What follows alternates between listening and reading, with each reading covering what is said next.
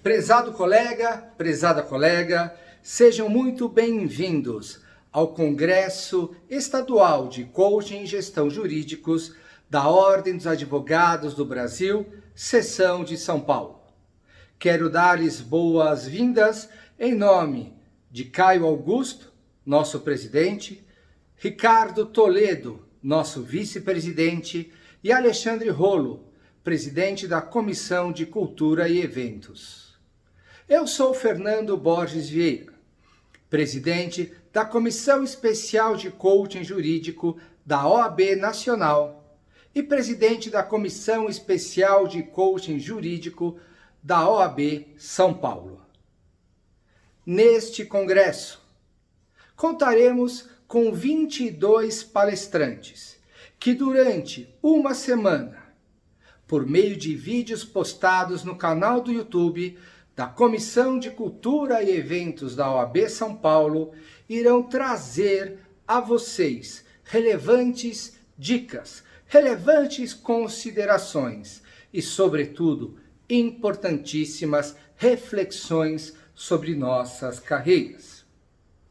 A mim, nesse nosso primeiro encontro, cabe promover algumas reflexões, cujas respostas certamente serão encontradas nos próximos encontros. Não raras vezes, alguns colegas perguntam: Fernando, você não acha que o mercado está saturado para nós, advogados, e principalmente para o advogado que inicia a sua carreira? Pois bem, eu digo, depende. Depende do profissional sobre o qual estamos falando. Se estamos falando sobre aquele profissional que pensa na advocacia como há pouco tempo atrás, certamente haverá dificuldades. Portanto, se nós pensarmos neste profissional, até posso dizer que o mercado talvez esteja saturado. Contudo, se pensarmos no profissional que reflete sobre a sua carreira, que a estrutura de forma coordenada, de forma organizada, eu me sinto à vontade de dizer que não, que o mercado não está saturado. Pois, na minha opinião, não há mercado saturado para o bom profissional. Mas como construir, então, um bom profissional? Como se tornar um profissional de destaque que certamente terá em nosso mercado o seu lugar? Nesse congresso, alguns palestrantes tratarão sobre a importância da formação da marca pessoal, a importância do marketing jurídico, obviamente dentro das diretrizes do Código de Ética e Disciplina. Tratarão também sobre a importância da gestão de carreira, da gestão de escritórios. Tratarão da precificação do trabalho do advogado e do estabelecimento de um contrato justo e eficaz com os clientes. Neste momento, eu quero tratar, mesmo que brevemente, desta primeira questão, a formação de uma marca pessoal. Antes de falar da marca pessoal, é preciso falar de uma questão vital, não só para nós advogados, mas como qualquer profissional, mas que se aplica sim à advocacia. A questão da atuação focada do profissional. Pois bem, vamos pensar naquele profissional que atua em todas as áreas, se dizendo generalista. Aquele advogado que atua conforme a natureza da demanda que lhe é apresentada ocasionalmente por seus clientes. Aquele advogado que atua em direito de família, atua na área penal, atua na área trabalhista, atua na área administrativa, enfim, ele atua em todas as áreas. Façamos um paralelo com aquele profissional que tem foco, que direcionou a sua carreira para um determinado nicho e conhece como poucos a especificidade desta fatia do mercado. Quando pensamos naquele primeiro profissional, até podemos pensar que ele pode atuar com um pouco mais de desenvoltura em mais áreas do direito. Se pensarmos no segundo profissional, podemos pensar que ele vai atuar de uma forma mais restrita. Mas quando pensarmos naquele profissional, o primeiro, nós vamos saber que ele sabe pouco de muito. Ao passo que este segundo profissional sabe muito de pouco. E isso é muito importante.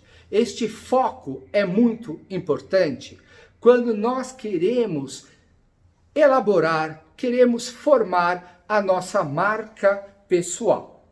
De uma forma bastante simplista, bastante superficial, a nossa marca profissional é a nossa qualidade de reconhecimento pelo mercado. É a nossa autoridade em determinado assunto, em determinada questão. Vamos pensar no seguinte exemplo. O advogado trabalhista. Ele pode tanto atuar para reclamante, como ele pode atuar para reclamada. Nada impede que ele atue para os dois. Mas já que estamos tratando em foco, vamos pensar naquele advogado que prefere ou optou por advogar para reclamantes. Ele vai ter que se esforçar para ser reconhecido por quem? Por pessoas físicas, por empregados, por trabalhadores de uma determinada categoria ou não. Já o advogado que opta por trabalhar para empresas, para as reclamadas, ele ainda terá que observar um foco ainda maior. Ele vai advogar para bancos, para metalúrgicas, para empresas de plano de saúde, para seguradoras no geral, para empresas de facilities, sendo aquelas que prestam serviços de gerenciamento de condomínio, manutenção, segurança e tudo mais? Pois bem, suponhamos que ele opte por uma dessas vertentes. Ele opte por atuar para empresas prestadoras de serviços de saúde, para os planos de saúde. Se ele advogar, ainda na seara trabalhista, para essas empresas, ele vai conhecer as especificidades, ele vai conhecer muito sobre questões próprias desta área. E ele vai poder se tornar uma autoridade neste ramo do direito. Ele vai ser reconhecido pelo mercado de trabalho como, já disse, uma autoridade nessa determinada questão. Quando ele construiu esta autoridade, ele construiu a marca profissional. Ele vai ser reconhecido pelo mercado de trabalho como um advogado especializado em direito trabalhista patronal, mais voltado para empresas prestadoras de serviço de saúde ou planos de saúde. Isso é importante a gente tratar sobre o foco, porque não raras vezes nos deparamos com profissionais que querem atuar em todas as áreas do direito. Querem atuar, como eu já disse, segundo as demandas que lhes são apresentadas. Muitas vezes isso é plenamente possível, se não necessário, porque o profissional precisa trabalhar para oferir seus honorários e conseguir responder por suas necessidades. Mas este advogado, ele tende a ter um conhecimento e uma ação horizontal. Ele nunca ou dificilmente será reconhecido como uma autoridade no assunto. Já o advogado que escolheu o seu nicho, ele atua mais verticalmente, de uma forma mais profunda. Por que que eu digo isso? Aquele profissional que é mais generalista, aquele profissional que atua em todas as áreas, talvez neste momento de crise, e eu já justifico a razão das aspas, esteja experimentando uma dificuldade maior do que aqueles profissionais que se tornaram referência em determinado assunto, em determinada questão. Por que isso? Isso ocorre porque as demandas mudaram. Isto ocorre porque efetivamente nós temos um nível de atuação ou um mercado de trabalho muito competitivo.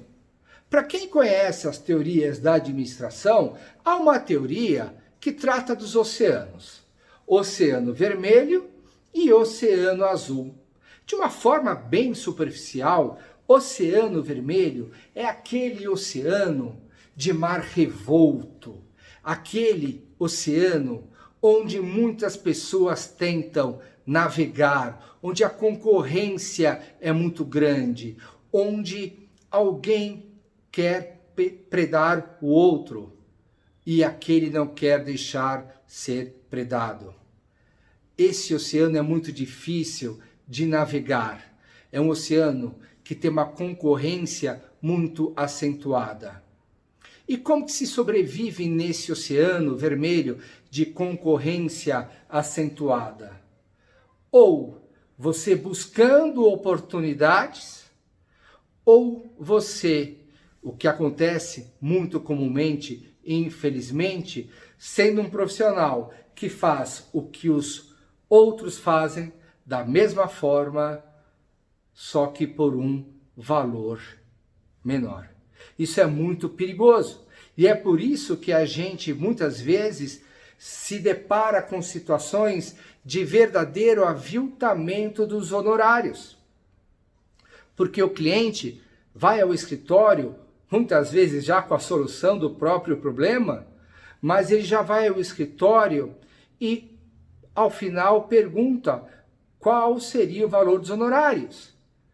E, acredito que muitos já tenham passado por isso, às vezes nos diz o seguinte: olha, mas eu consultei um outro colega seu hoje pela manhã e ele estabeleceu honorários menores do que você está estabelecendo para mim neste momento.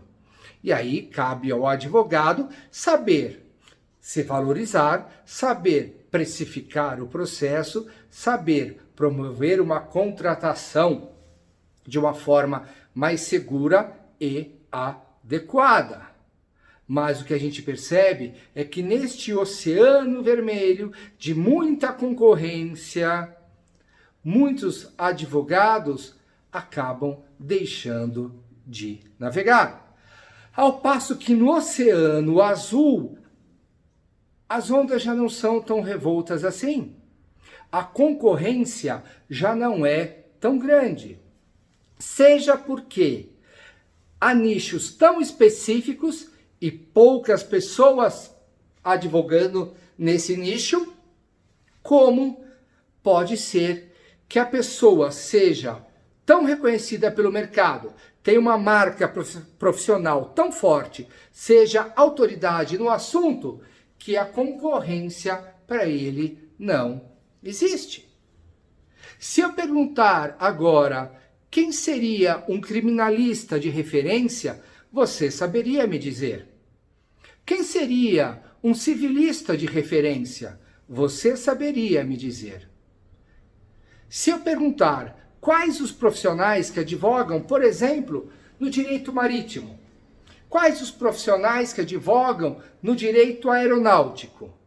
Veja, eu tenho referências e eu tenho profissionais que atuam num nicho ainda não tão explorado.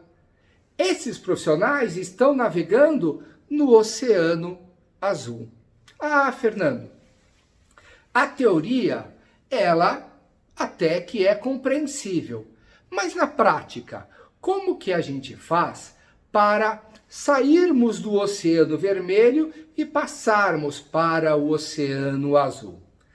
Quando eu fiz a referência à construção da marca pessoal, é justamente por intermédio da formação desta marca que você há de se tornar uma referência e passará a navegar em oceanos cujas ondas sejam mais tranquilas, vale dizer, onde não haja tanta concorrência. Ah, Fernando, mas também não é fácil nós construirmos uma marca pessoal. De fato, fácil não é. É preciso investir, sim, mas mais do que investir financeiramente, é preciso investir tempo. É preciso haver dedicação deste profissional. Então vamos voltar ao exemplo daquele profissional que decidiu advogar na seara trabalhista para empresas do ramo de saúde, de prestação de serviços de saúde. O que ele pode fazer para se tornar uma referência? Ele pode escrever a respeito, ele pode produzir material informativo a respeito e dividir este material, obedecendo o Código de Ética e Disciplina da OAB, aos seus clientes. Ele pode promover e participar de encontros a respeito do tema. Ele pode ser procurado até mesmo para dar entrevistas sobre este tema. Ou seja, ele vai se destacar de tal sorte que a construção da sua marca pessoal sempre será mais sólida. E você pode fazer isso. Você poderia aproveitar, eu aconselho que faça, nesse instante em que a advocacia, como todos os demais ramos, passa por ajustes e pensar qual o seu ramo, em que nicho você quer atuar. Pois bem, se você conseguiu definir o seu nicho, se você conseguiu definir para quem pretende advogar, é preciso que você haja no sentido de se fazer reconhecer pelo mercado de trabalho.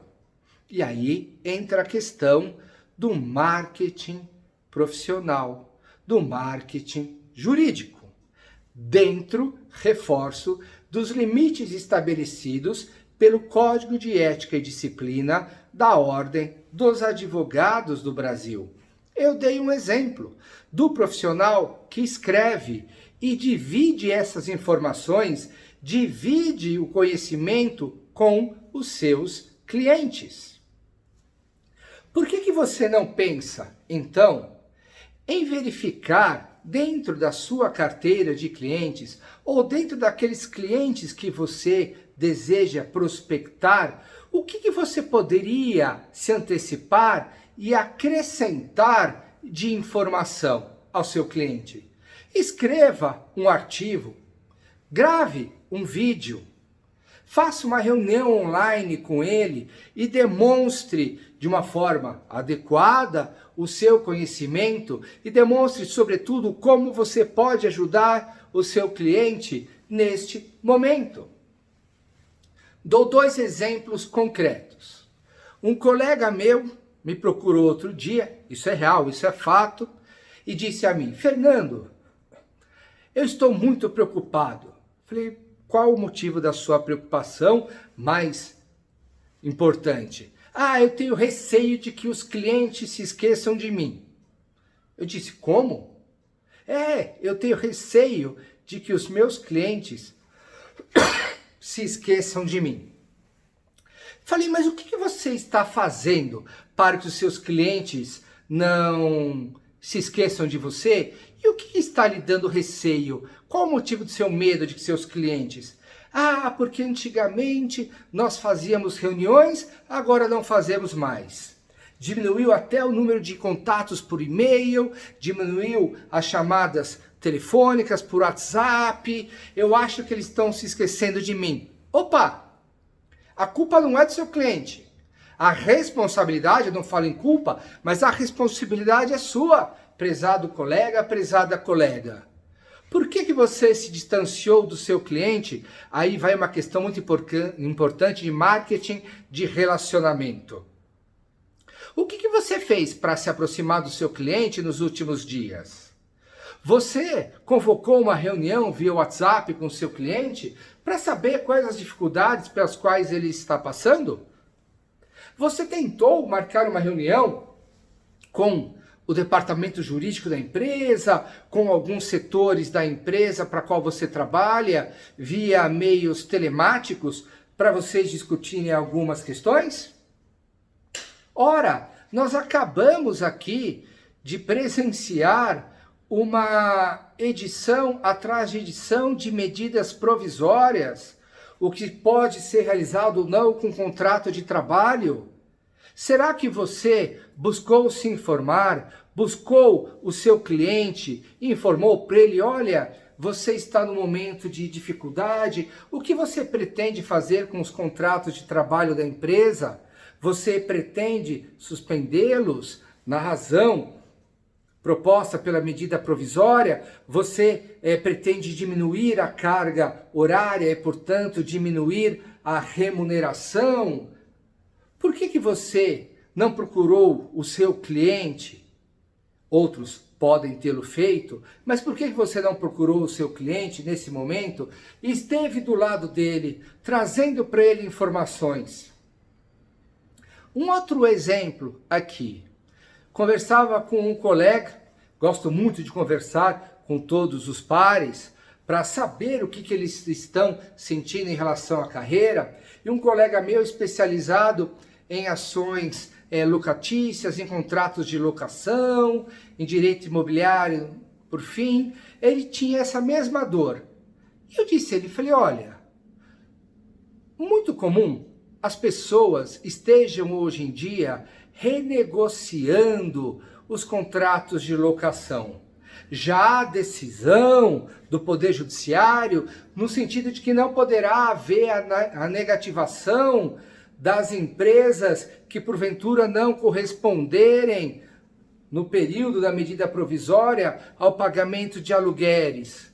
Por que você não se propôs ao seu cliente dizendo, olha, eu sei que a sua empresa, a sede é locada, ou eu sei que você tem mais imóveis locados, outras plantas locadas, eu me proponho a lhe auxiliar, eu me proponho a renegociar os contratos de locação, eu me proponho a redigir os termos aditivos ao contrato principal. Ele falou, puxa vida, pois é, eu não pensei nisso. Portanto, pense, haja, se aproxime do seu cliente neste momento. Perceba a importância do seu cliente reconhecer que você está ao lado dele neste momento. Porque ele vai referendar o seu trabalho. A questão é muito importante no sentido de que o seu cliente terá um feedback absolutamente positivo sobre a sua atitude e vai lembrar disso no momento que ele precisar de você, sem dúvida alguma. Então veja, nós falamos da importância da construção de uma marca pessoal, falamos aqui da importância do marketing jurídico, de você produzir conteúdo, de você se tornar reconhecido pelo mercado de trabalho. Falamos aqui da importância do relacionamento com o seu cliente. Então perceba, A advocacia, de fato, já não é mais a mesma. Foi-se o tempo em que o profissional era reconhecido porque demonstrava muita erudição nas suas peças processuais. Foi-se o tempo em que o profissional era reconhecido nas suas sustentações orais em tribunais porque ele fazia uma, duas citações, melhor dizendo, em idiomas estrangeiros. Hoje, o que os clientes buscam é efetividade. O que os clientes buscam é resultado. E você tem que se tornar responsável por isso. Você tem a capacidade de desenvolver as suas competências, desenvolver as suas potencialidades, para que você saiba aproveitar com muito mais eficácia as oportunidades. E por falar em oportunidades, muito raro que essas oportunidades surjam gratuitamente em sua vida profissional. Pode acontecer? É claro que pode acontecer, e muito bom que isso aconteça às vezes. Mas a grande parte das oportunidades, elas são criadas, elas são buscadas, elas são produzidas. Não fique em tempos de crise, por assim dizer, eu já vou justificar as aspas, não fique se deixando pensar ser uma vítima deste momento. É o momento de você atuar, é o momento de você solidificar a sua carreira, é o momento de você se tornar um profissional diferenciado. É o momento de você crescer e de você não sucumbir. Ah, Fernando, novamente a teoria é fácil, mas e a prática? Como é que eu faço? Pois bem, o coaching jurídico traz uma série de ferramentas e vocês vão conhecer algumas ferramentas nas próximas palestras, nos próximos encontros, que possibilitam o profissional reconhecer primeiramente o seu estado atual. Chamamos de roda pessoal, roda da vida ou roda profissional, que é um instrumento por meio do qual é possível que nós nos conscientizemos no estado em que nos encontramos. A primeira dica é que você, prezado colega, simplesmente tenha a mais ampla sinceridade consigo mesmo. Pare um período do seu dia e reflita sobre o seu estado pessoal, mas sobretudo profissional atual. Veja se você é quem gostaria de ser. Veja se você está onde gostaria de estar. Veja se você faz aquilo que realmente deseja fazer. Depois que você se conscientizar, é uma tarefa difícil, pare e pense. O que você quer ser? Onde você quer chegar? O que você quer fazer? Estabeleça essas metas na sua vida. Você aprenderá a utilização de algumas ferramentas, por exemplo, a análise SWOT, por meio da qual você vai reconhecer as suas forças, potencialidades, as suas fraquezas, as suas oportunidades e as suas ameaças. Você, profissional, encontrará algumas ferramentas, por exemplo, o sistema GROW, o sistema FAST, por meio dos quais você vai conseguir traçar justamente o caminho que você quer percorrer para chegar onde quer chegar. Você poderá utilizar o método SMART para traçar as suas metas. Você poderá utilizar o sistema 5W, 2H, enfim, você vai conhecer ferramentas que irão propiciar a você desenvolver as suas metas. não é? E uma vez que você desenvolveu essas metas, você vai caminhar de sorte a tornar o seu caminho profissional, a tornar a sua carreira muito mais estruturada e muito mais organizada. Eu sempre lembro de uma passagem do livro Alice no País das Maravilhas, de Lewis Carroll, em que Alice está caminhando na Estrada Dourada e chega no momento em que há uma bifurcação e ela não sabe para onde ir e surge o gato. E ela pergunta ao gato: gato, que caminho eu devo seguir? E o gato, de uma forma bastante inteligente, pergunta: depende. Depende onde você quer chegar. E Alice responde: mas eu não sei onde eu quero chegar. E o gato diz o seguinte: mas Alice, para quem não sabe onde quer chegar, qualquer caminho serve. Essa é a grande questão.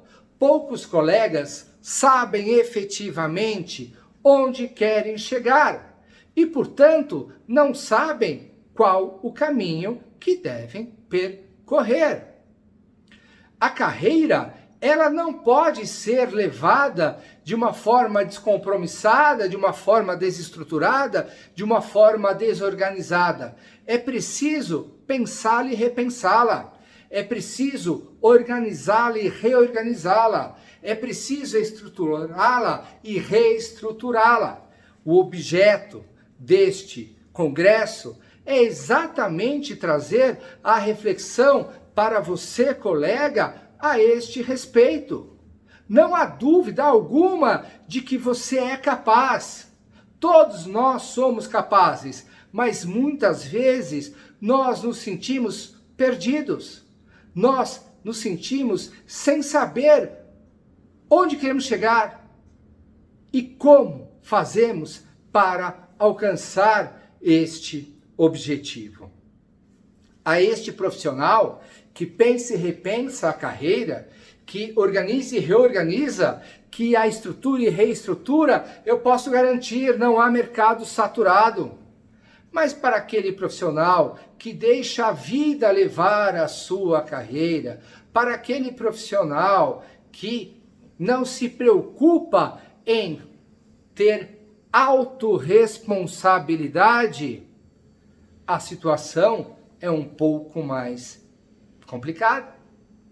E quando a gente fala em autorresponsabilidade, eu digo que é importante que cada um de nós tenhamos condições emocionais, condições intelectuais de avocar a responsabilidade sobre a nossa carreira.